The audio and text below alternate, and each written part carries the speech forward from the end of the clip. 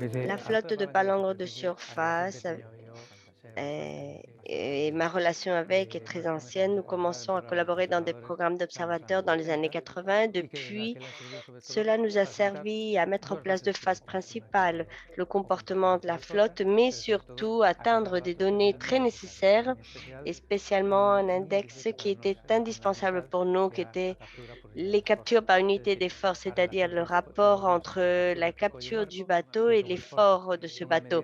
C'est une mesure directe de ce que représente la taille d'une population d'un stock. Cela se fait toujours avec ce type d'index. À partir de là, ce qui était bien, c'est qu'il y a eu une interaction entre la flotte et donc nous avons pris beaucoup plus d'informations de la flotte. Cette information, en plus de cet index, nous a donné aussi énormément d'informations biologiques. Puis finalement, cela a servi à favoriser les bonnes campagnes pour marquer surtout des espèces de grande taille comme les tonidés ou les requins, car cela nous montre aussi un autre taux que l'on peut voir de mouvement, d'effort et le taux que cela encadre.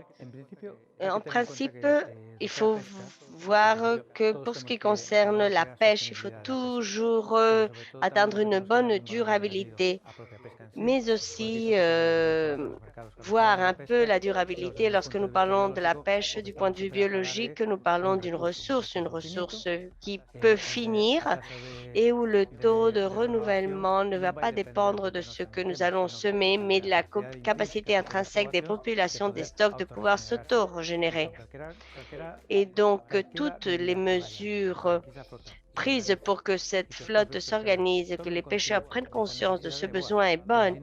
Mais si en plus nous parlons de la pêche à une utilité commerciale, tout ce qui sera regroupé pour créer une valeur ajoutée sera beaucoup meilleur, car souvent le consommateur va choisir entre une espèce et autre, entre une ressource et autre, en fonction de la charge additionnelle que nous allons mettre.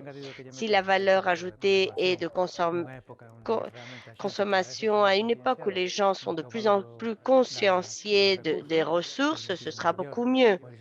Et donc, ces initiatives sont très bonnes parce que cela fait que le secteur travaille ensemble et nous parlons toujours du fait que les pêcheurs étaient très romantiques, disons, chacun faisait son travail à sa place, mais ici, il s'agit de faire une collectivité, chacun depuis son entreprise, mais toujours avec des intérêts communs. Et si ces intérêts communs font que le produit prenne une plus grande valeur ajoutée, ce sera encore mieux. Et comme résultat de cela, si en plus nous sommes capables de rendre beaucoup plus durable la capture, ce sera encore beaucoup mieux.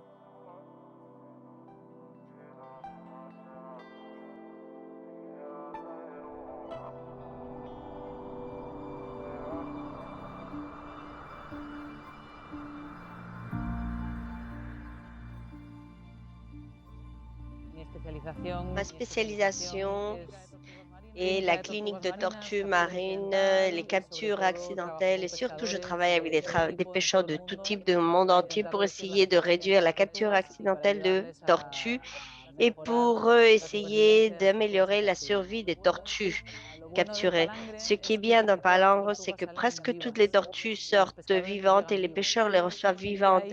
Et donc, il y a une grande marge d'action. Les pêcheurs peuvent faire beaucoup de choses pour parvenir à réanimer la tortue, éliminer les hameçons, faire en sorte que la tortue soit vivante et qui vive toujours.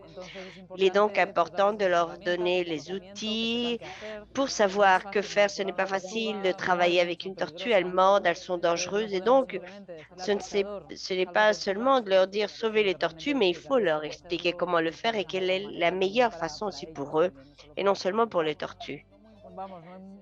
Ce n'est pas très important, c'est, disons, indispensable. Il ne faut pas obliger, mais je pense que peu à peu, ce sera plus nécessaire d'avoir des initiatives de ce type. Ils sont pionniers de ce point de vue. Ce sont les propres pêcheurs qui ont voulu avancer dans ce sens-là, améliorer leur travail avec les captures accidentelles des tortues. Ils pouvaient décider de ne pas les aider, mais eux, ils ont décidé de le faire. talleres Les que estamos dando ateliers que aquí nous es offrons dar ici las servent à herramientas a donner los les outils pescadores, el aux conocimiento pêcheurs para que pour sepan savoir cómo comment manipular las travailler avec les tortugas, tortues que caen accidentalmente en la qui palanque, reçoivent de por manière manera posible accidentelle para dans les mejorar engins la probabilidad pour de que sobrevivan. améliorer la probabilité de survie de ces animaux.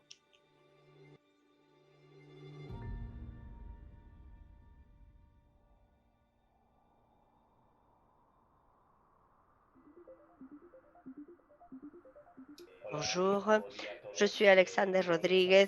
Je suis le secrétaire général du Conseil consultatif de la flotte communautaire de longue distance de l'Union européenne, ELDAC. Et je voulais remercier les organisateurs de m'avoir invité à partager des réflexions de ce travail de l'EDAC. Nous sommes fiers de compter sur tous les associés, les membres qui font partie des OPP de FIPBLUS, aussi bien Orpago que Promar, OPP 07 Lugo et Arvi OPC 03. Et tout simplement, je voulais indiquer que la flotte de palangres de surface est l'une des plus actives et l'une des organisations qui a le plus souffert ces dernières années. Ce sont des pêcheries qui sont un exemple en ce qui concerne les initiatives en matière de durabilité environnementale et sociale.